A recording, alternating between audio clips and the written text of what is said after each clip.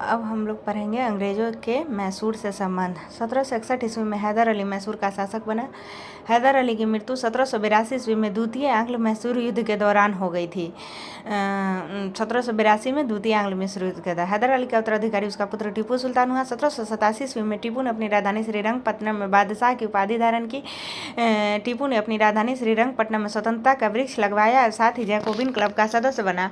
प्रथम आंग्ल मैसूर युद्ध 1767 से 69 से शुरू करना है। 60 से प्रथम आंग्ल मैसूर युद्ध 1767 से 69, द्वितीय आंग्ल मैसूर युद्ध 80 से 84, तृतीय आंग्ल मैसूर युद्ध 1790 से 92, चतुर्थ आंग्ल मैसूर युद्ध 1799 67 से 69, द्वितीय आंग्ल मैसूर युद्ध 80 से 82, 80 से 84, तृतीय आंग्ल मैसूर युद्ध 1790 से 92, 80 से 84, 90 से 92, द्वितीय 80 से 82, तृतीय 90 से 80, द्वितीय 80 से 84 और तृतीय 90 से 92, चतुर्थ आंग्ल मैसूर 1799 ईस्वी।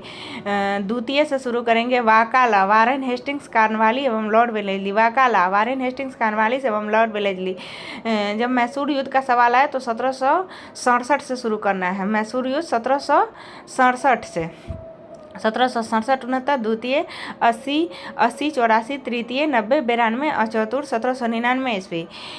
इस युद्ध में मराठा हैदराबाद के निजाम एवं अंग्रेजों की संयुक्त सेना मैसूर के खिलाफ लड़ रही थी। कौन में? तृतीय आंग्ल मैसूर युद्ध में। मराठा भी था, हैदराबाद का निजाम भी था। मराठा और हैदराबाद का निजाम दोनों किसका? अंग्रेज का साथ दे रहा था। किसके खिलाफ? टीपू के खिलाफ। टीपू की मृत्यु श्रीरंगपट्टनम की आखिरी युद्ध यानी चतुर्थ आंग्ल मैसूर युद्ध के दौरान 1799 ईस्वी में हो गई थी। टीपू सुल्तान को शेरे मैसूर कहा जाता था। टीपू सुल्तान के राष्ट्रीय झंडे पर शेर की तस्वीर होती थी। 1760 ईस्वी में बांडीवास का युद्ध हुआ जिसमें अंग्रेजों ने सर आयरकुट के नेतृत्व में लाली के नेतृत्व वाली फ्रांसीसी सेना को पराजित किया। यानी बांडीवास का युद्ध कब हुआ था? तो 1760 ईस्वी। बांडीवास का युद्ध किसके किसके बीच हुआ था? तो अंग्रेजों एवं फ्रांसीसी के बीच हुआ था। अंग्रेजों एवं फ्रांसीसी के बीच हुआ था। तो बांडीवास के युद्ध में किसने किसको पराजित किया था? तो अंग्रेजों ने फ्रांसीसियों को, सर आयरकुट के नेतृत्व में किसको? सर आयरकुट ने लाली को। सर आयरकुट ने लाली को। प्रथम आंग्ल मैसूर युद्ध, द्वितीय आंग्ल मैसूर युद्ध और तृतीय आंग्ल मैसूर युद्ध की संधि हुई थी ममंगश्री। मद्रास की संधि, मंगलोर की संधि एवं श्रीरंगपट्टनम की संधि। मद्रास की संधि 1769 ईस्वी में, मंगलोर की संधि 1784 ईस्वी में और श्रीरंगपट्टनम की संधि 1792 में। अब पढ़ेंगे सिख एवं अंग्रेज। सिख संप्रदाय की स्थापना का श्रेय गुरु नानक प्रथम गुरु को है। गुरु नानक के अनुयायी ही सिख कहलाए। ये बादशाह गुरु नानक बाबर एवं हुमायूं के समकालीन थे। गुरु नानक बाहू के समकालीन थे। बाबर हुमायूं के समकालीन थे। गुरु नानक का जन्म 1469 ईस्वी में हुआ था।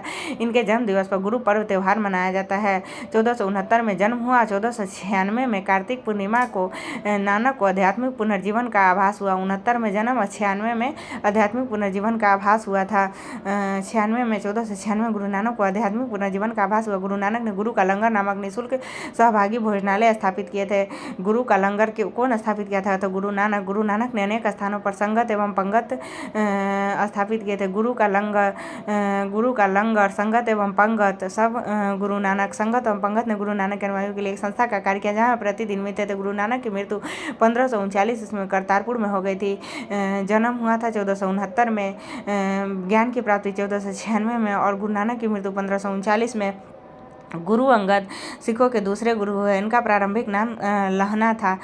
दूसरा गुरु अंगद। इन्होंने नानक नाम हनुमान के बाद अंगद श्री राम के दूसरा भक्त थे, इसलिए अंगद दूसरा। हनुमान के बाद अंगद श्री राम के दूसरा भक्त थे, इसलिए अंगद दूसरा। इन्होंने नानक द्वारा शुरू की गई लंगर व्यवस्था को अस्थायी बना दिया। कौन? अंगद। गुरुमुखी लिपि का आरंभ गुरु अंगद ने किया था। सिखों के तीसरे गुरु अमरदास हुए थे। अमर में 3 अक्षर है तो सिखों के तीसरे गुरु अमरदास हुए थे। गुरु अमरदास ने हिंदुओं से पृथक होने वाले कई कार्य किए थे। हिंदुओं से अलग विवाह पद्धति लवन को प्रचलित किया था। लवन गुरु अंगद। अकबर ने गुरु अमरदास से गोविंद लाल जाकर भेंट की थी एवं गुरु पुत्र बीबी भानी को कई गांव दान में दिए थे। अकबर और अमरदास, अ से अकबर और अ से अमरदास, यानी अकबर अमरदास से मिला था। अमरदास ने 22 गद्दियों की स्थापना की थी और प्रत्येक पर एक महंत की नियुक्ति की थी। 22 गद्दियों की स्थापना किसने किया था? तो अमरदास ने। अमरदास ने। बीवी के पति रामदास सिखों के चौथे गुरु हुए। रामदास में 4 अक्षर है तो चार अक्षर है तो सिखों के चौथे गुरु रामदास। दूसरा अंगद, तीसरा अमरदास, चौथा रामदास। अकबर ने बीबी भानी को 500 बीघा भूमि दी थी। गुरु रामदास ने इस भूमि पर अमृतसर नामक जलाशय खुदवाया और अमृतसर नगर की स्थापना की थी। यानी अमृतसर जलाशय पूछे तब और अमृतसर नगर पूछे तो रामदास। यानी अमृत राम जी पीते हैं, रामदास। गुरु रामदास ने अपने तीसरे पुत्र अर्जुन को गुरु का पद सौंपा था। गुरु रामदास का पुत्र था अर्जुन। कौन पुत्र था? तीसरा पुत्र था। इस प्रकार गुरु रामदास ने गुरु पद को पैतृक बना दिया। गुरु अर्जुन सिखों के 5वें गुरु हुए। अर्जुन 5वें गुरु थे। इन्होंने सिखों के धार्मिक ग्रंथ आदि ग्रंथ की रचना की। यानी आदि ग्रंथ की रचना गुरु अर्जुन देव ने की थी और अमृतसर की स्थापना रामदास। अमृत पीते हैं राम जी, रामदास। इसमें गुरु नानक की प्रेरणा पर प्रार्थना एवं गीत संकलित है। गुरु ग्रंथ साहिब यानी आदि ग्रंथ में सिख गुरुओं के साथ साथ कबीर, नामदास एवं रैदास की रचनाओं को भी सम्मिलित किया गया था। गुरु अर्जुन ने अमृत सागर जलाशय के मध्य में हरमंदर साहब का निर्माण कराया था। अमृतसर जलाशय बनवाया था रामदास, लेकिन उसमें हरमंदर साहब का निर्माण कराया था कौन? गुरु अर्जुन। हरमंदर साहब का निर्माण कराया था गुरु अर्जुन। राजकुमार खुसरो की सहायता करने के कारण जहांगीर ने 1606 में गुरु अर्जुन को मरवा दिया। सिखों के छठे गुरु हरगोविंद हुए। हरगोविंद छठा। इन्होंने सिखों को सैन्य संगठन का रूप दिया। अकाल तख्त ईश्वर के सिंहासन का निर्माण कराया। कुछ हरगोविंद अकाल तख्त या ईश्वर के सिंहासन का निर्माण कराया हरगोविंद 2 तलवार बांधकर गद्दी पर बैठते थे। दरबार में नगारा बजाने की व्यवस्था थी। हरगोविंद ने अमृतसर की किलेबंदी की थी। अच्छा, अमृतसर की स्थापना किया अमृत तो राम जी। रामदास अमृतसर में हरमंदर साहब बनाया अर्जुन देव और अमृतसर की किलेबंदी की थी हरगोविंद। सिखों के 7वें गुरु हर राय हुए। मतलब राय देता है 7वां, मतलब राय देता है कौन? राय जी 7वां। हर राय 7 राय देता है। हर राय 7 राय देता है। यानी सिखों के 7वें गुरु हर राय हुए। उन्होंने दारा सिकोह को मिलने आने पर आशीर्वाद दिया था। यानी दारा सिकोह किससे मिलने गया था? दारा सिकोह हर राय से राय लेने गया था। दारा सिकोह को राय चाहिए था तो वो हर राय से मिलने गया था। जबकि अ से अमरदास से मिला था। उसके बाद सिखों के 8वें गुरु हरकिशन हुए। मतलब 8 साल का कौन है? किशन है।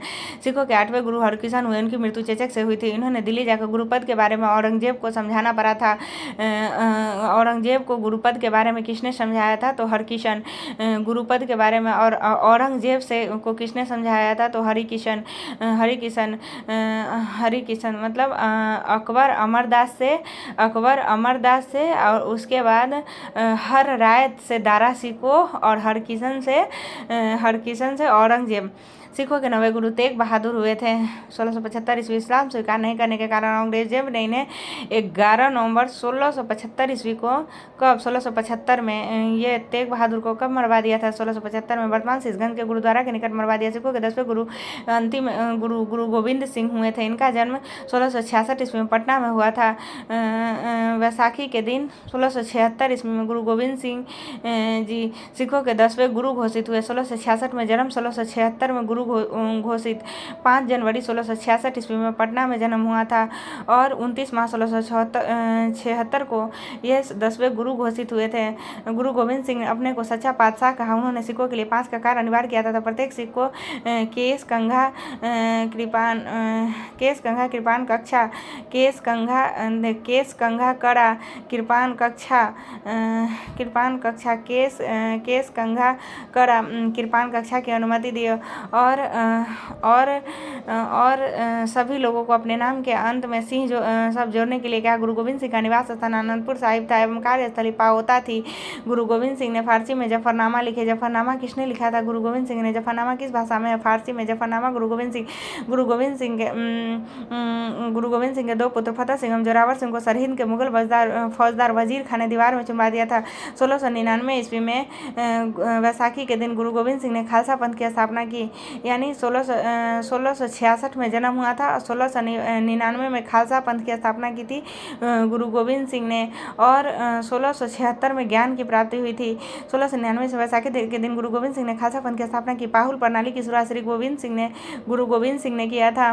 पाहुल प्रणाली गुरु गोविंद सिंह, खालसा पंथ गुरु गोविंद सिंह ने सिखों के धार्मिक ग्रंथ आदि ग्रंथ को वर्तमान रूप दिया, जिसकी रचना किसने की थी? अर्जुन देव ने। और कहा कि अब गुरुवाणी सिख संप्रदाय के गुरु का कार्य करेगी। गुरु गोविंद सिंह की हत्या 1700 1708 ईस्वी में नांदेड़ नामक स्थान पर गुल खाना में पठार ने कर दी थी। गुरु गोविंद सिंह की हत्या कब हुई थी? 1708 में। 18 अक्टूबर 1708 में। बंदा बहादुर का जन्म 1670 ईस्वी में पूछ जिले के रजौली गांव में हुआ था। इनके बचपन का नाम लक्ष्मण दास था। किसके? बंदा बहादुर का। उनके पिता रामदेव भारद्वाज राजपूत थे। बंदा का उद्देश्य पंजाब में एक सिख राज्य स्थापित करने का था।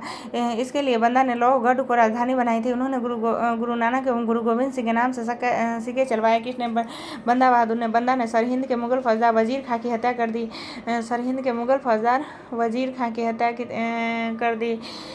मुगल बादशाह फर्रुखसिहर के आदेश पर 1716 ईस्वी में बंदा सिंह को, क्योंकि फर्रुखसिहर 1713 से 16 तक रहा था, तो फर्रुखसिहर के आदेश पर ही बंदा बहादुर को गुरुदासपुर नांगल नामक स्थान पर पकड़कर मौत के घाट उतार दिए गए। शाहदरा कत्लगढ़ी के नाम से विख्यात है, जहां बंदा ने हजारों मुगल सैनिकों के मौत के घाट उतार दिए थे।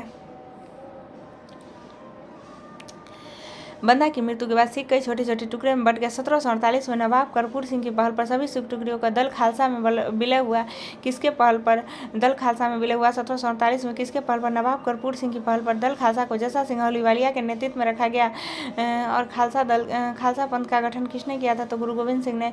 दल खालसा को जस्सा सिंह अहलूवालिया के नेतृत्व में रखा गया, जिसे बाद में 12 दलों में विभाजित किया गया। इसे मिसल कहा गया। दल खालसा को 12 दलों में विभाजित किया गया, इसे मिसल कहा गया। मिसल अरबी भाषा का शब्द होता है जिसका अर्थ है समान।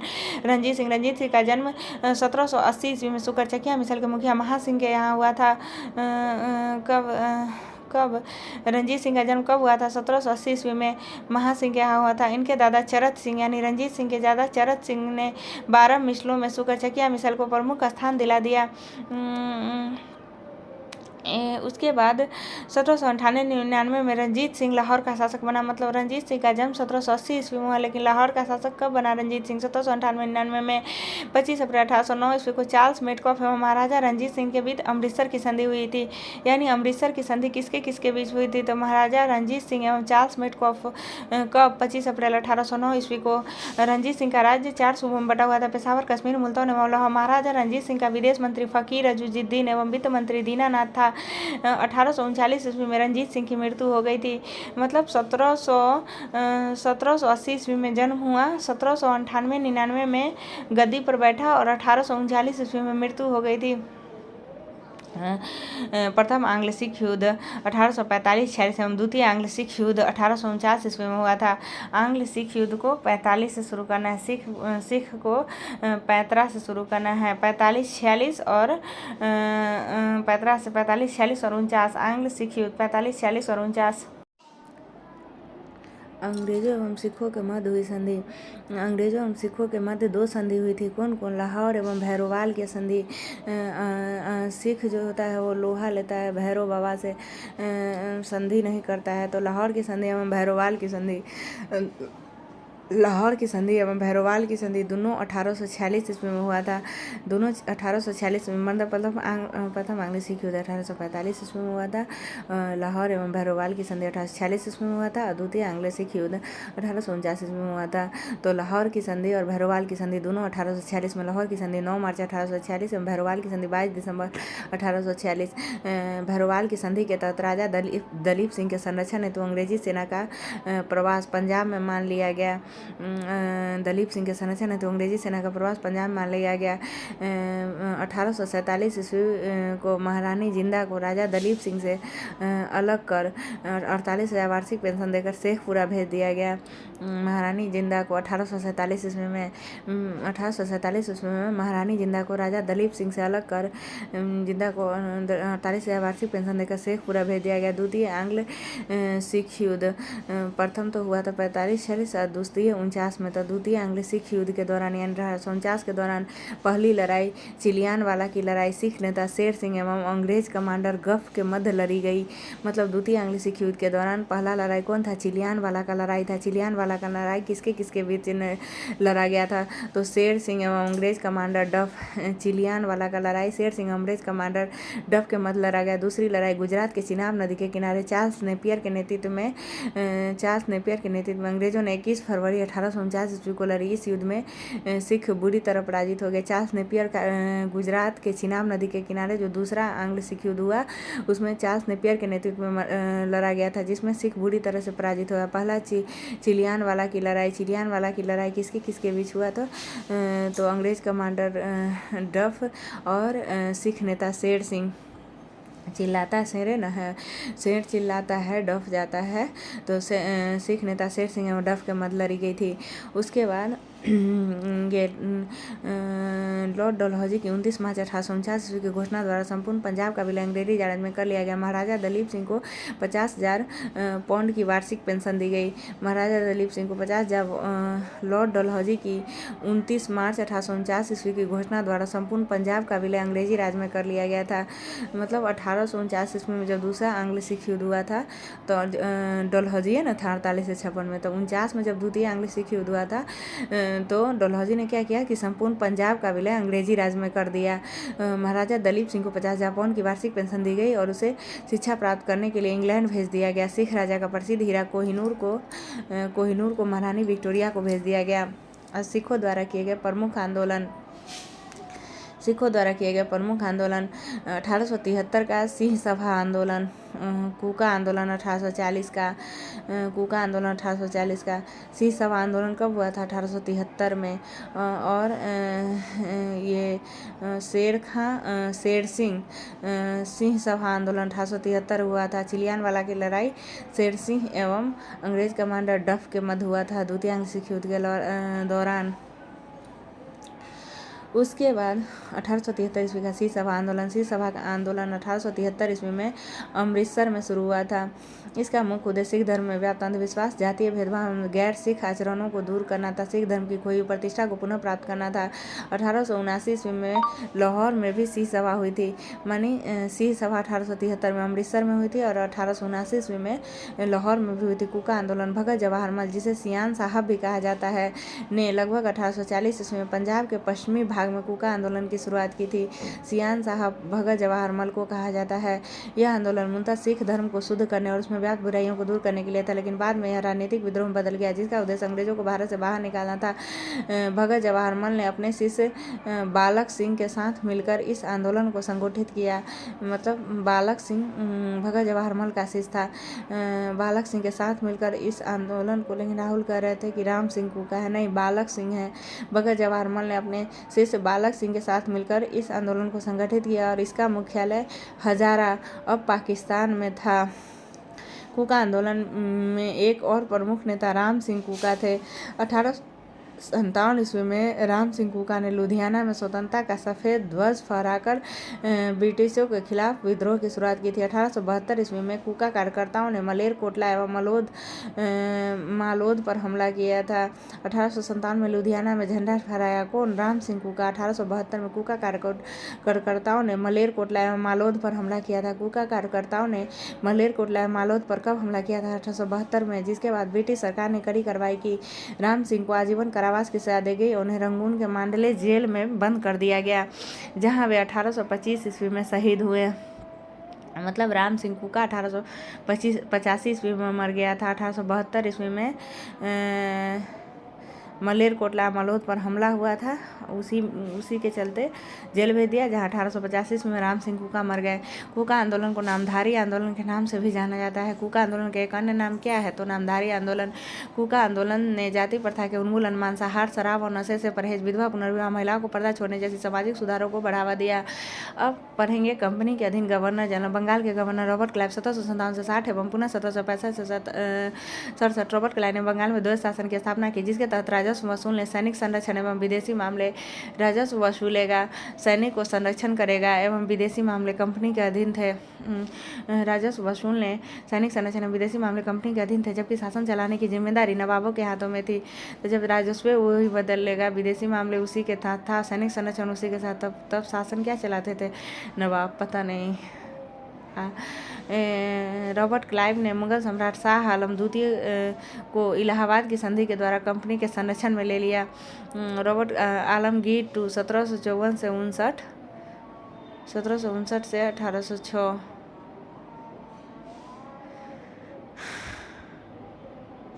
अच्छा, शाह आलम द्वितीय ना। हाँ, आलमगीर टू 1754 से 59 और शाह आलम द्वितीय 1759 से 1806। आलमगीर टू 1754 से 59 और शाह आलम द्वितीय 1759 से 1806। रॉबर्ट क्लाइव ने मुगल सम्राट शाह आलम द्वितीय को इलाहाबाद की संधि के द्वारा कंपनी के संरक्षण में ले लिया। इस संधि के जरिए ईस्ट इंडिया कंपनी को देश की राजनीतिक एवं संवैधानिक व्यवस्था में दखल देने का अवसर मिल गया और यहीं से भारत में ब्रिटिश शासन की नींव पड़ी। रॉबर्ट क्लाइव ने बंगाल के समस्त क्षेत्र के लिए 2 उप दीवान, बंगाल के लिए मोहम्मद रजा खां एवं बिहार के लिए राजा सिताब राय को नियुक्त किया गया था। कौन? Robert Clive. रॉबर्ट क्लाइव ने जेम्स रेनेल को हिंदुस्तान का मानचित्र तैयार करने को कहा। भारत का पहला मानचित्र 1767 ईस्वी में जेम्स रेनेल ने बनाया था, जिसे बंगाल एटलस 1779 ईस्वी में चित्रित किया गया था। जेम्स रेनेल को भारतीय भूगोल का पिता भी कहा जाता है। अन्य गवर्नर बरेलास्ट, कार्टियर एवं वारेन हेस्टिंग। रॉबर्ट क्लाइव के बीच में बरेलास्ट और कार्टियर है 67 से 69 और 69 से 72। उसके बाद वारेन हेस्टिंग 1772 से 74। वारेन हेस्टिंग 1772 से 74, फिर वारेन हेस्टिंग 1774 से 85। बरेलास्ट 1767 से 69, कटियर 1769 से 72। कंपनी के अधीन गवर्नर जनरल। रेगुलेटिंग एक्ट 1773 के अनुसार बंगाल के गवर्नर को अब अंग्रेजी क्षेत्र का गवर्नर जनरल कहा जाने लगा। मतलब बंगाल के गवर्नर को अब अंग्रेजी क्षेत्रों का गवर्नर जनरल कहा जाने लगा 1773 ईस्वी के द्वारा, जिसका कार्यकाल 5 वर्षों का निर्धारित किया गया था। मद्रास एवं बम्बई के गवर्नर को इसके अधीन कर दिया गया। इस प्रकार भारत में कंपनी के अधीन प्रथम गवर्नर जनरल वारेन हेस्टिंग 1774 से 85 हुए थे। वारेन हेस्टिंग 1750 इसमें कंपनी के एक क्लर्क के रूप में कलकत्ता आया था और अपनी कार्य कुशलता के कारण कासिम बाजार का अध्यक्ष, बंगाल का गवर्नर एवं कंपनी का गवर्नर जनरल बना। बंगाल का गवर्नर एवं कंपनी का गवर्नर जनरल बना। उसके बाद वारेन हेस्टिंग 1774 से 85। वारेन हेस्टिंग ने राजकीय कोषागार को मुर्शिदाबाद से हटाकर कलकत्ता लाया। 1700 ये बंगाल की राजधानी का क्रम क्या है? ढाका है तो मुर्शिदाबाद है तो मुंगेर है। और मुर्शिदाबाद से हटाकर कलकत्ता कौन लाया था? वारेन हेस्टिंग 1772 ईस्वी में प्रत्येक जिले में एक फौजदारी व दीवानी अदालतों की स्थापना की थी। किसने? वारेन हेस्टिंग 1772 इसमें फौजदारी अदालतें सदर निजामत अदालत द्वारा निरीक्षित होती थी। फौजदारी अदालतें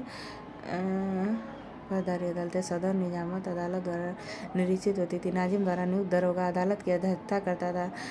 नाजिम द्वारा नियुक्त दरोगा अदालत की अध्यक्षता करता था। दीवानी अदालत में कलेक्टर, ये मतलब दरोगा अध्यक्षता करता था फौजदारी अदालत का, जो किसके द्वारा नियुक्त होता था?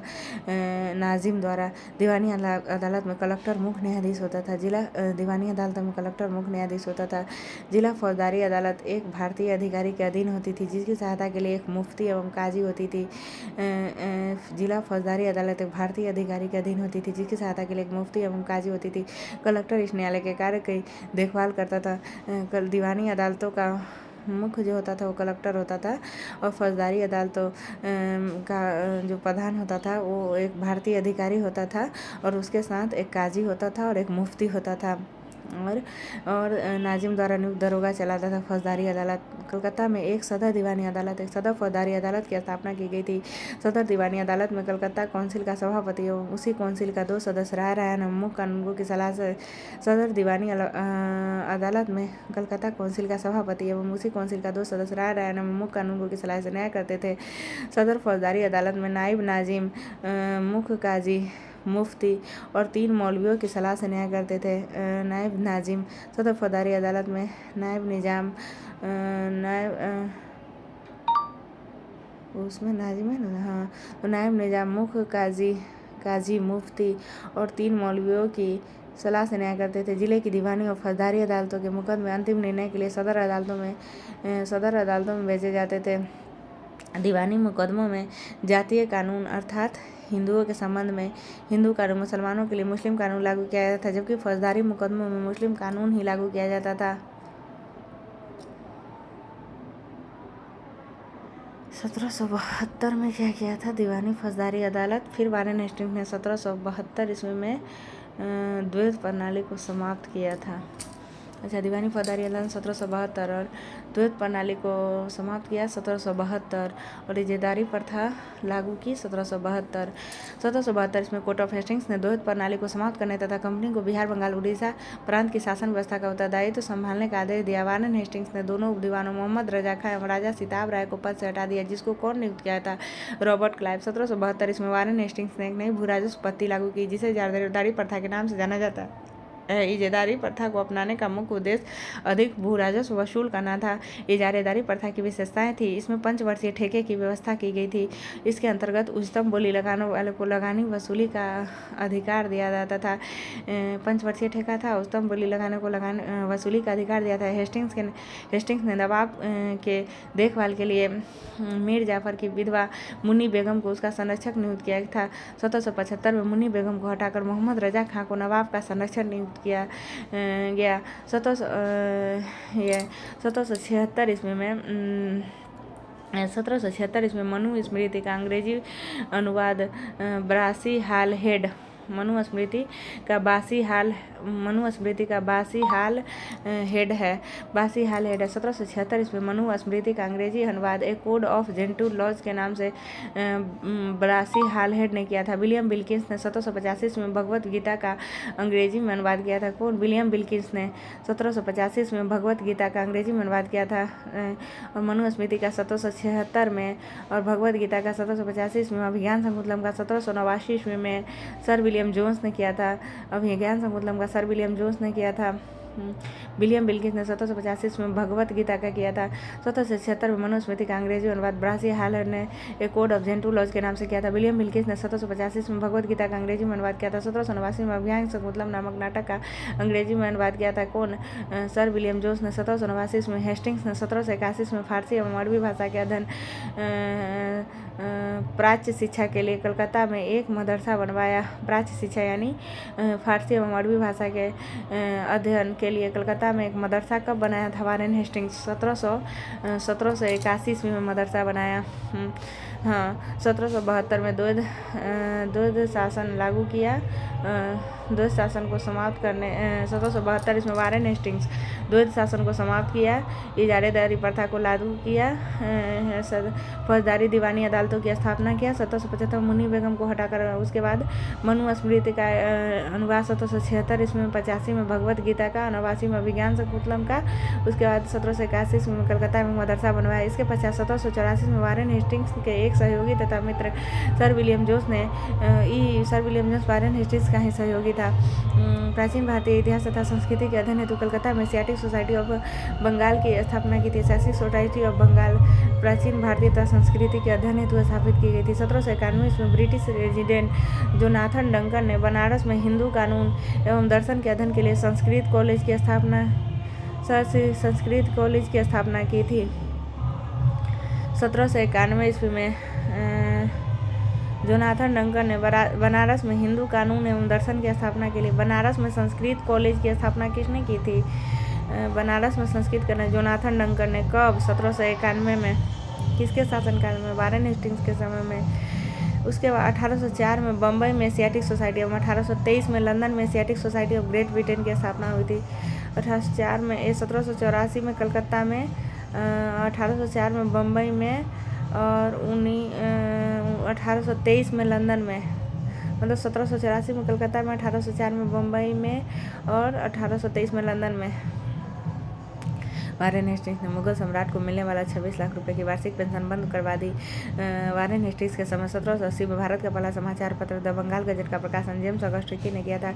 वारेन हेस्टिंग्स के समय में रेगुलेटिंग एक्ट के तहत 1774 ईस्वी में कलकत्ता में उच्चतम न्यायालय की स्थापना की गई, जिसका अधिकार क्षेत्र कलकत्ता तक था। कलकत्ता के बाहर का मुकदमा तभी सुना जाता था। मतलब कलकत्ता में उच्च न्यायालय की स्थापना 1774 में। जब दोनों पक्ष सहमत हो, इस न्यायालय में अंग्रेजी कानून लागू होता था। इसका मुख्य न्यायाधीश एलिजा एम्प्रे था, जिसे 1782 ईस्वी में इस्तीफा देना पड़ा। हेस्टिंग्स ने बंगाली ब्राह्मण नंद कुमार पर झूठा आरोप लगाकर न्यायालय में फांसी की सजा दिलवा दी थी। स्थानीय कानूनों की अलग अलग व्याख्या से उत्पन्न भिन्नता को खत्म करके समरूपता लाने के लिए 1775 में 11 पंडितों को भारतीय कानून का एक संकलन तैयार करने का काम सौंपा गया था।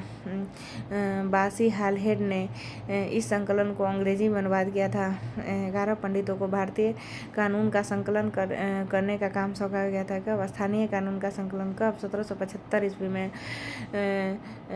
बासी हालेट ने संकलन का अंग्रेजी में अनुवाद किया। 1778 तक यूरोपीय न्यायाधीशों के लिए मुस्लिमों कानूनों की एक संहिता भी तैयार कर ली गई थी। 1778 ईस्वी तक उसके बाद प्रथम आंग्ल मराठा युद्ध, मैसूर युद्ध में तो 67-69, अच्छा प्रथम आंग्ल मैसूर युद्ध 67-69, द्वितीय आंग्ल मैसूर युद्ध 80-84 और तृतीय आंग्ल मैसूर युद्ध 90-92 और प्रथम आंग्ल सिख युद्ध 1845 ईस्वी, द्वितीय आंग्ल सिख युद्ध 1846 ईस्वी। उसके बाद प्रथम आंग्ल मराठा युद्ध 1775-82 और द्वितीय आंग्ल मराठा युद्ध, मराठा में 75 से शुरू करना है, 75-82, द्वितीय आंग्ल मराठा युद्ध 1780-84। मतलब द्वितीय आंग्ल मैसूर युद्ध 80-82 था, लेकिन द्वितीय आंग्ल मराठा युद्ध 1780-84 है। प्रथम आंग्ल मराठा युद्ध 1775-82 है। प्रथम आंग्ल मराठा युद्ध ठीक है, तो है 80-84, हाँ। लेकिन प्रथम आंग्ल मराठा युद्ध 1775-82, प्रथम आंग्ल मराठा युद्ध एवं द्वितीय आंग्ल मैसूर युद्ध 1780-84 वारेन हेस्टिंग्स के समय हुए थे। मतलब मराठा युद्ध 75-82 है। प्रथम आंग्ल मराठा युद्ध सलबाई की संधि एवं द्वितीय आंग्ल मैसूर युद्ध मंगलोर की संधि के द्वारा ही समाप्त हुआ। Pitt's India act 1784 Warren Hastings के समय हुआ। प्रथम आंग्ल मराठा युद्ध एवं द्वितीय आंग्ल मैसूर युद्ध वारेन हेस्टिंग्स के समय। पिट्स इंडिया एक्ट के तहत ब्रिटिश भारत के प्रशासन को नियंत्रित एवं संचालित करने के लिए इंग्लैंड में नियंत्रण बोर्ड की स्थापना की गई थी। पिट्स इंडिया एक्ट 1784 के तहत भारत में डुअल गवर्नमेंट या दोहरी सरकार की व्यवस्था लागू की गई थी, जिसमें एक तरफ कंपनी के डायरेक्टर्स और दूसरी तरफ ब्रिटिश सरकार की एक बोर्ड ऑफ कंट्रोल होती थी। एगो तो हो गया कंपनी का डायरेक्टर, एगो ब्रिटिश सरकार का बोर्ड ऑफ कंट्रोल होता था। बोर्ड ऑफ डायरेक्टर कंपनी का हो जाता था और बोर्ड ऑफ कंट्रोलर ब्रिटिश सरकार का हो जाता था। यह किस एक्ट के द्वारा व्यवस्था किया गया था? तो पिट्स इंडिया एक्ट के द्वारा। इस दोहरे नियंत्रण की व्यवस्था को हाफ लोफ सिस्टम कहा गया था। वारेन हेस्टिंग्स के समय 1772 में बोर्ड ऑफ रेवेन्यू की स्थापना हुई। अब 1772 में क्या क्या हुआ था? दीवानी फौजदारी अदालतों की स्थापना हुई। वारेन हेस्टिंग्स ने द्वैत प्रणाली को समाप्त किया 1772 में। उसके बाद 1772 में इजारेदारी प्रथा की शुरुआत की और उसके बाद 1772 में ही बोर्ड ऑफ रेवेन्यू की स्थापना की वारेन हेस्टिंग्स ने। हेस्टिंग्स ने संपूर्ण लगान के हिसाब की देखभाल के लिए एक भारतीय अधिकारी राय रायन की नियुक्ति की थी। संपूर्ण हिसाब की देखभाल के लिए राय रायन की नियुक्ति वारेन हेस्टिंग्स ने की थी। इस पद को प्राप्त करने वाला पहला भारतीय दुर्लभ राय का पुत्र राजा राज वल्लभ था। राय रायन पद को प्राप्त करने वाला पहला भारतीय राज वल्लभ था, जो दुर्लभ राय का पुत्र था। राय रायन राज वल्लभ दुर्लभ राय का पुत्र। पिट्स इंडिया एक्ट 1784 के विरोध में इस्तीफा देकर जब वारेन हेस्टिंग्स फरवरी 1785 ईस्वी में इंग्लैंड पहुंचा तो एडमंड बर्क ने उस पर बंगाल का शासन सही ढंग से न चलाने का आरोप लगाया। इस आरोप के आधार पर उस पर ब्रिटिश संसद में महाभियोग का मुकदमा चलाया गया। यह मुकदमा 1788 ईस्वी में शुरू हुआ, जो 7 वर्षों तक चला और अंततः 1795 ईस्वी को 85 ईस्वी में गया। 88 ईस्वी में इस पर मुकदमा चला। 95 ईस्वी को हाउस ऑफ लॉर्ड्स ने वारेन हेस्टिंग्स को सभी आरोपों से मुक्त कर दिया। 1786 ईस्वी में हेस्टिंग्स के जाने के पश्चात लगान परिषद का पुनर्गठन किया गया। 1786 में लगान परिषद का पुनर्गठन किया गया और एक नवीन अधिकारी मुख्य सारिस्तादार की नियुक्ति की गई, जिसका कार्य सभी कानूनों के कागजों की देखभाल करना था। इस पद पर नियुक्त जेम्स ग्रांट की नियुक्ति हुई थी। मतलब राय रायन की नियुक्ति राज वल्लभ और 1786 में मुख्य सारिस्तादार बना था। जो प्रथम मुख्य सारिस्तादार जेम्स ग्रांट था। सुरक्षा प्रकोष्ठ की नीति ring fence policy Warren Hastings से संबंधित है। सुरक्षा प्रकोष्ठ नीति वारेन हेस्टिंग्स स्वयं की सीमा की रक्षा हेतु पड़ोसियों की सीमा का रक्षा करता था। कंपनी स्वयं की सीमा की रक्षा हेतु पड़ोसियों की सीमा की भी रक्षा करता था कंपनी। इसी को सुरक्षा प्रकोष्ठ की नीति कहा गया। सर जॉन मैकफर्सन 85 से 86 सर जॉन मैकफर्सन अस्थायी गवर्नर जनरल नियुक्त किया गया था। 74 से 85 मैकफर्सन 85 से 86। उसके बाद लॉर्ड कॉर्नवालिस 1786 से 93 1805। लॉर्ड कॉर्नवालिस के समय में जिले के समस्त अधिकार कलेक्टर के हाथों में दे दिए गए थे। लॉर्ड कॉर्नवालिस ने भारतीय न्यायाधीशों से युक्त जिला फौजदारी अदालतों को समाप्त कर उसके स्थान पर 4 भ्रमण करने वाली अदालतें, जिसमें 3 बंगाल के लिए और 1 बिहार के लिए नियुक्त की थी। 1792 इसमें लॉर्ड कॉर्नवालिस ने दरोगा प्रणाली की शुरुआत की, यानी दरोगा प्रणाली 1792 ईस्वी। दरोगा प्रणाली 1792 ईस्वी। कॉर्नवालिस ने 1793 से प्रसिद्ध कॉर्नवालिस कोड का निर्माण कराया, जो शक्तियों के पृथक्करण सिद्धांत पर आधारित है। 1793 में एक विनिमय के द्वारा जिला कलेक्टर को उसकी न्यायिक शक्तियों से वंचित कर दिया गया और केवल संग्राहक अभिकर्ता बना दिया गया। कब? 1793 में 1793 में उस कलेक्टर को सिर्फ एक संग्राहकर्ता बनाया दिया गया। दरोगा प्रणाली की शुरुआत 1792 में हुई थी। उसके बाद पुलिस कर्मचारियों के वेतन में वृद्धि के साथ ही ग्रामीण क्षेत्रों में पुलिस अधिकार प्राप्त जमींदारों को पुलिस अधिकारों से वंचित कर दिया गया था। कंपनी के कर्मचारियों को व्यक्तिगत व्यापार पर प्रतिबंध लगा दिया गया। कब? कॉर्नवालिस के समय में जिला में पुलिस थाना की स्थापना कर एक दरोगा को इसका इंचार्ज बनाया गया। जिला में पुलिस थाना दरोगा इंचार्ज कॉर्नवालिस। भारतीय सेना के लिए सेना में सूबेदार, जमादार, प्रशासनिक सेवा, मुंसिफ, सदर, अमीन या डिप्टी कलेक्टर, मतलब सेना में सूबेदार, जमादार और प्रशासनिक सेवा, मुंसिफ, सदर, अमीन या डिप्टी कलेक्टर से ऊंचा पद नहीं दिया जाता था। लॉर्ड कॉर्नवालिस ने 1793 में स्थायी बंदोबस्त की पद्धति लागू की, जिसके तहत जमींदारों को भू राजस्व का लगभग 90% कंपनी को देना पड़ता था, लगभग 10% अपने पास रखना पड़ता था। 90% यानी 10/11 भाग कंपनी को एवं 10% 1/11 भाग अपने पास रखना पड़ता था। 90-10 का अनुपात था, यानी 90% कंपनी को देना पड़ता था, यानी 10/11 भाग और 1/11 अपने पास रखना पड़ता था। कौन चीज़ में? स्थायी बंदोबस्त में। स्थायी बंदोबस्त कब लागू हुआ था? 1793 में। 1793 में दो चीज़ हुआ है, वो तो स्थायी बंदोबस्त लागू किया गया और जिला कलेक्टर से सभी अधिकारों को छीन लिया गया। अस्थायी बंदोबस्त की योजना जॉन शोर ने बनाई थी। जॉन शोर को बंगाल, बिहार, उड़ीसा, बनारस एवं मद्रास के उत्तरी जिलों में लागू की। अस्थायी बंदोबस्त को बिहार, बंगाल, उड़ीसा, अस्थायी बंदोबस्त मतलब बिहार, बंगाल, उड़ीसा, बनारस एवं मद्रास के उत्तरी जिलों में लागू की गई थी। किसको? अस्थायी बंदोबस्त को बंगाल, बिहार, उड़ीसा, बनारस एवं मद्रास के उत्तरी जिलों में लागू की गई थी। इसमें जमींदार भू राजस्व की दर तय करने के लिए स्वतंत्र थे। इसमें नियत तिथि पर राजस्व का भुगतान नहीं करने पर जमींदार को उसकी जमींदारी से हटा दिया जाता था। भू राजस्व वसूलने की अन्य दो व्यवस्थाएं रैयतवाड़ी एवं महालवाड़ी थी। रैयतवाड़ी व्यवस्था किसानों के साथ व्यक्तिगत रूप से किए गए लगान समझौता को रैयतवाड़ी कहा गया है। रैयतवाड़ी व्यवस्था के अंतर्गत ब्रिटिश भारत की 51% भूमि आई थी 1792 ईस्वी में, मतलब अस्थायी बंदोबस्त 1793 लेकिन रैयतवाड़ी व्यवस्था 1792 ईस्वी में। रैयतवाड़ी व्यवस्था 12 महल जिले में पहली बार कर्नल रीड द्वारा लागू की गई, यानी रैयतवाड़ी व्यवस्था 12 महल जिले में कर्नल रीड द्वारा लागू की गई थी। 1820 ईस्वी में यह व्यवस्था मद्रास में लागू कर दी गई थी। रैयतवाड़ी व्यवस्था मद्रास में कब लागू हुई थी? 1820 ईस्वी में और इसे सुचारू रूप से चलाने के लिए मुनरो को मद्रास का गवर्नर नियुक्त किया गया था। 1825 ईस्वी में यह व्यवस्था बम्बई में लागू की गई थी।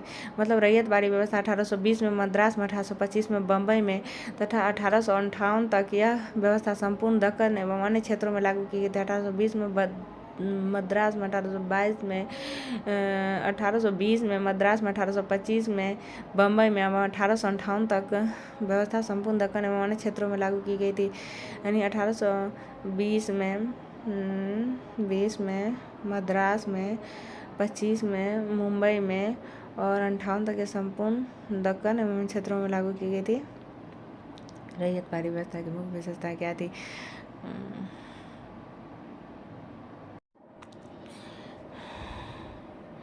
रैयतवाड़ी व्यवस्था की मुख्य विशेषताएं क्या थी? रैयतवाड़ी व्यवस्था में सरकार और किसानों के बीच कोई बिचौलिया वर्ग नहीं था। भूमि का स्वामित्व किसानों को दिया गया था, जिसे वो भूमि का विक्रय कर सकते थे एवं गिरवी रख सकते थे। रैयतवाड़ी व्यवस्था में भूमि का स्वामित्व किसानों को दिया गया था, जिसे भूमि का विक्रय कर सकते थे एवं गिरवी रख सकते थे। लगान की अदायगी न होने पर भूमि जब्त की जा सकती थी। लगान अदायगी की प्रत्येक 30 वर्ष बाद पुनः समीक्षा करने की व्यवस्था की गई थी। राजस्व के रूप में किसानों को उपज का 1/2 भाग देना था, जो धन के रूप में देना होता था। रैयतवाड़ी व्यवस्था में 50% था, जो धन के रूप में होता था। महालवाड़ी व्यवस्था, महल शब्द से तात्पर्य है जागीर अथवा गांव। महालवाड़ी व्यवस्था, महल शब्द से तात्पर्य है जागीर अथवा गांव। महलवाड़ी पद्धति में सरकार ने राजस्व के लिए कृषकों से सीधा संपर्क नहीं किया, बल्कि गांव या जागीरों के मुखिया या लंबरदार को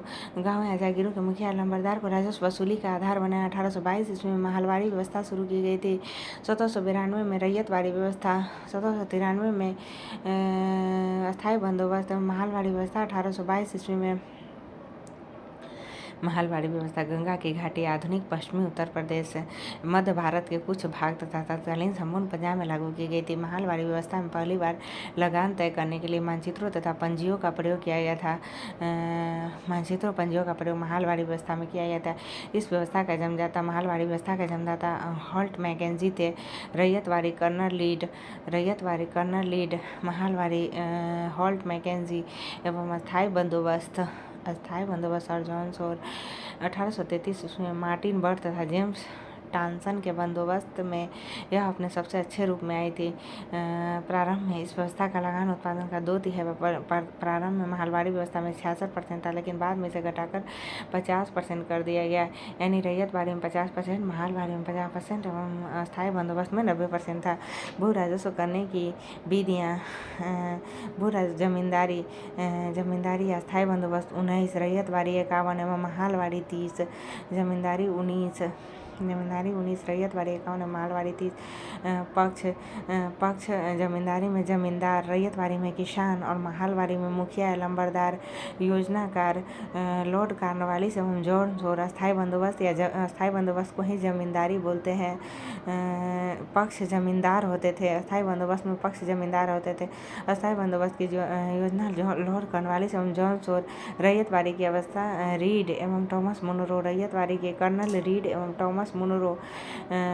रैयतवाड़ी में कर्नल रीड एवं मुनरो, माहलवाड़ी में हॉल्ट मैकेंजी। अस्थायी बंदोबस्त में जमींदार होता था, रैयतवाड़ी में डायरेक्ट किसान और माहलवाड़ी में मुखिया या लंबरदार होता था। जमींदारी व्यवस्था में जमींदार, रैयतवाड़ी में डायरेक्ट किसान, माहलवाड़ी में मुखिया या लंबरदार होता था। कार्नवालिस को भारत में नागरिक सेवा का जनक माना जाता। सर जॉन शोर 93 से 98। सर जॉन शोर 93 से 98। सर जॉन शोर ने हस्तक्षेप की नीति अपनाई। जॉन शोर के कार्यकाल के दौरान 1795 ईस्वी में बंगाल में नियम 21 के तहत नवजात कन्याओं की हत्या किए जाने को बाकी हत्याओं के समान ही अपराध घोषित किया गया। नवजात कन्याओं की हत्या 1795। सर जॉन शोर नियम 21, नवजात कन्याओं की हत्या 1795। सर जॉन शोर नियम 21। उसके बाद लॉर्ड वेलेजली 1798 से 1805।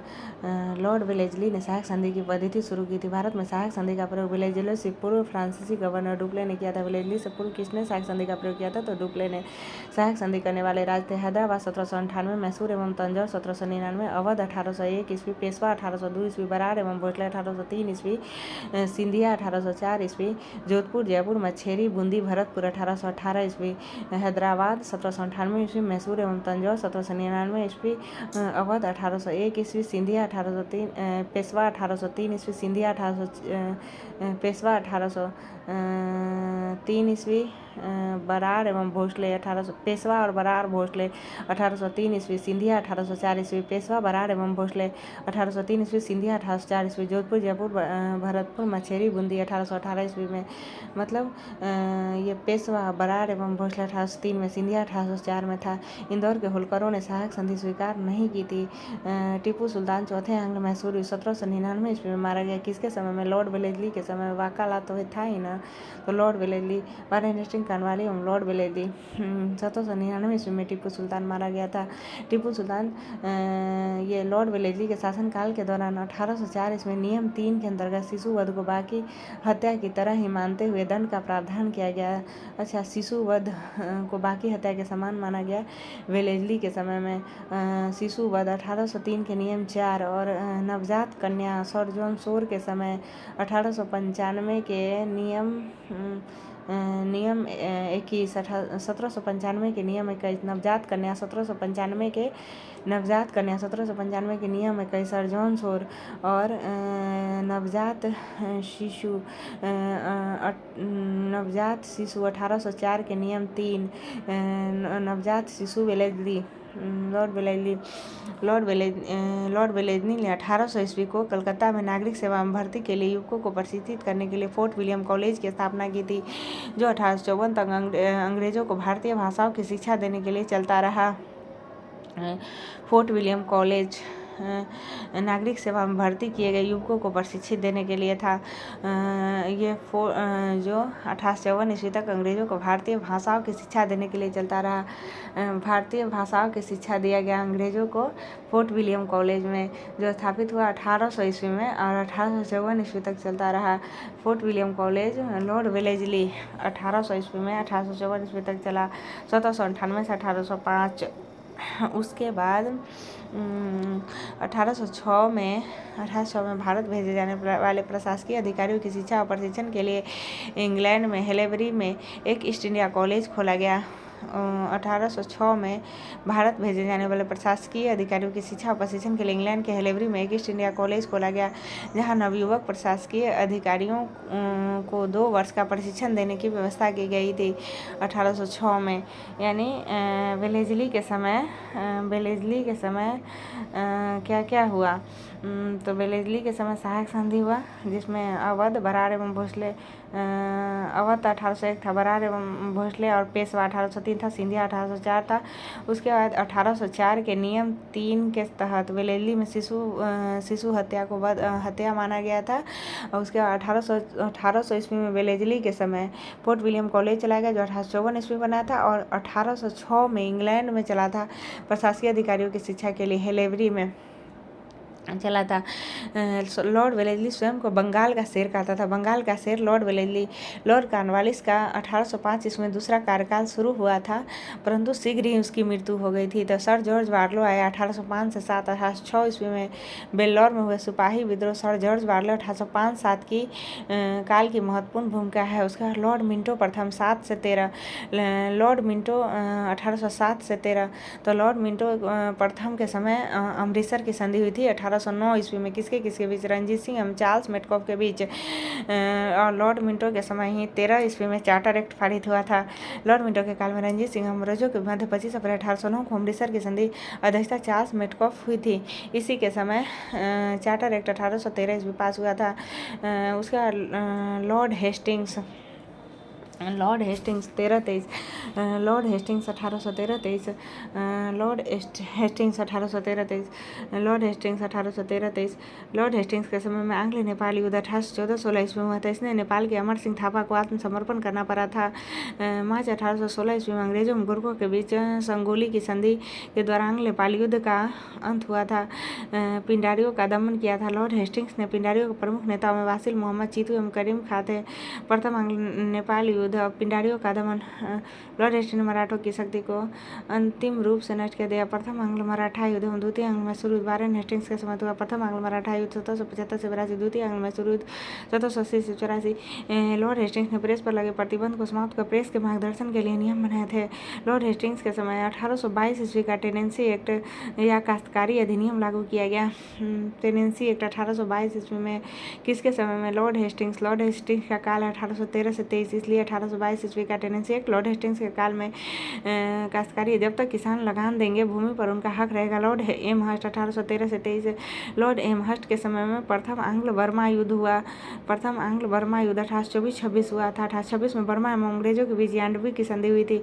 प्रथम आंग्ल नेपाल युद्ध हुआ था लॉर्ड हेस्टिंग्स के समय, और एम हस्ट के समय बर्मा युद्ध हुआ था। बर्मा एवं अंग्रेजों के बीच यान्डबी की संधि हुई थी। 1824 में बैरकपुर का सैन्य विद्रोह भी लॉर्ड एम हस्ट के समय हुआ था।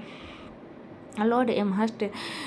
उसके बाद लॉर्ड विलियम बेंटिंक 1828 से 35 ईस्वी। लॉर्ड विलियम बेंटिंक 1828 से 35 ईस्वी। 1803 में मद्रास का गवर्नर था। इसी के समय 1806 में माथे पर जाति चिन्ह लगाने एवं कानों में बलिया न पहनने देने के कारण वेल्लोर के सैनिकों ने विद्रोह कर दिया था। 1833 ईस्वी के चार्टर एक्ट द्वारा बंगाल के गवर्नर जनरल को भारत का गवर्नर जनरल बना दिया गया। 1833 ईस्वी में बंगाल के गवर्नर जनरल को भारत का गवर्नर जनरल बना दिया। इस प्रकार भारत का पहला governor general Lord William Bentinck हुआ। बंगाल का प्रथम गवर्नर जनरल वारेन हेस्टिंग्स था। और भारत का बंगाल के गवर्नर भारत का प्रथम governor general Lord William Bentinck. Bengal का प्रथम गवर्नर जनरल वारेन हेस्टिंग्स था। राजा राममोहन राय ने बेंटिक के सहयोग 1829 में सती प्रथा को समाप्त किया। बेंटिक ने इस प्रथा के खिलाफ कानून बनाकर 1829 में धारा 17 के द्वारा विधवाओं के सती होने को अवैध घोषित किया गया था। यानी विधवा का कौन था धारा था? विधवा का धारा 17 था। कन्या हत्या का शिशु कन्या की हत्या 1895 का नियम 21। शिशु कन्या की हत्या नियम 21 था। विधवा का 17 था। 1804 का नियम 3। वेलेस्ली के समय शिशु हत्या था।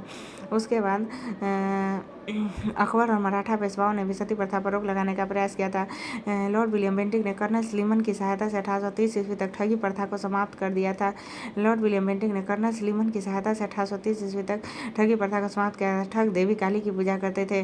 सन 1835 ईस्वी में बेंटिक ने कलकत्ता मेडिकल कॉलेज की स्थापना की थी। किसने? लॉर्ड विलियम बेंटिक बेंटिक ने 1835 ईस्वी में कलकत्ता मेडिकल कॉलेज की स्थापना की थी। अब शुरू से लेकर नवाबों का ये गवर्नरों का काल देखते हैं तो रॉबर्ट क्लाइव 1757 से 60 और 65, वारेन हेस्टिंग्स 1774 से 85, वारेन हेस्टिंग्स 1774 से 85, उसके बाद मैकफर्सन 85-86, उसके बाद कर्नवालिस 86-93 1805 ईस्वी, उसके बाद जॉन सो 93-98, वेलेजली 1798 से 1805 ईस्वी, sir George Barlow 1805-7, George Barlow 1805-7, Lord Minto प्रथम 1807 से 13, लॉर्ड हेस्टिंग्स 1813 से 23, लॉर्ड एमहर्स्ट 1823 से 28, उसके लॉर्ड एमहर्स्ट 1823 से 28, उसके बाद लॉर्ड विलियम बेंटिक 1828 से 35, 1828 से 35। फिर से देखते हैं तो रॉबर्ट क्लाइव 1757 से 60 और 65, वारेन हेस्टिंग्स 1774 से 85, मैकफर्सन 85-86, कार्नवालिस 86-93 1805, जॉन सो 93-98, Wellesley 98 1805, sir George Barlow 1805-7, Minto प्रथम 1807-13, लॉर्ड हेस्टिंग्स 13-23, एमहर्स्ट 23-28, बेंटिक 1828-35।